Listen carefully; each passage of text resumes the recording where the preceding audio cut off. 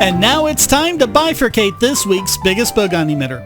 And this week it goes to the Ninth Circuit Court of Appeals for simply ignoring the entire existence of Section 230. This is the section where, as we've talked about, websites cannot be held responsible for the actions of users. Congress has been chipping away at it for years, and it's been especially imperiled this past year. Oh, yeah. Oh, this website is racist because a Klansman has an account on it and he said some racist things on it. Yeah.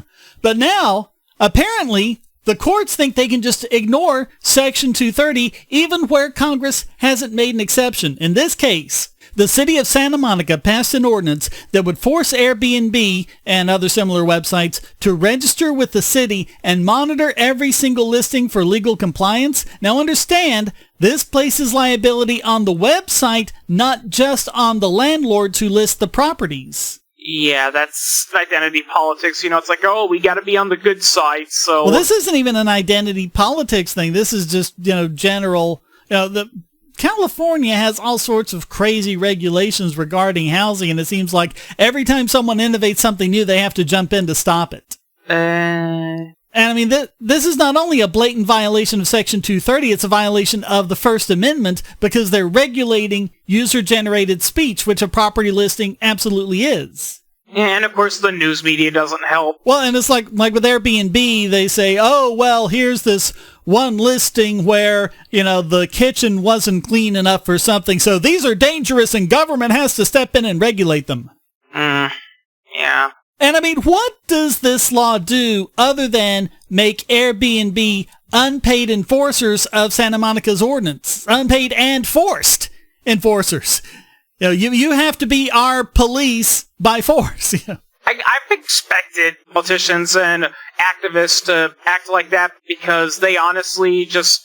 Seems like they just have nothing else to complain about. The Ninth Circuit laughingly ruled, quote, "The ordinance does not require the platforms to monitor third-party content and thus falls outside of the CDA's immunity. The only monitoring that appears necessary in order to comply with the ordinance relates to incoming requests to complete a booking transaction, content that, while resulting from the third-party listings, is distinct, internal, and non-public."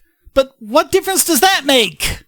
I mean, we absolutely are talking about user-generated speech, but not only is Santa Monica declaring much of this speech illegal, they're placing liability on the website that did not generate the speech. Wow. Santa Monica, that's in California, right? Yep. Yeah, then if it's in California, that makes total sense then. I don't know how California is. The morons went on, quote, "The inevitable effect of the ordinance on its face is to regulate non-expressive conduct, namely booking transactions, not speech." Really? They don't think a real estate listing is expressive? It doesn't describe the property and express an evaluation of its quality? And beyond that, how is a transaction not a form of speech? Yeah, I agree. It's like, I know it's an expression, but money does kind of talk in a way, and people say, well, money transfers aren't considered speech, and I say, why not? It's like, well, because money's involved. Prices are the most important form of communications that consumers have with producers. I mean, any form of price control is a free speech violation. But they just kept stepping back from it, quote, "The ordinance itself makes it clear that the city's central and significant goal is preservation of its housing stock and preserving the quality and nature of residential neighborhoods.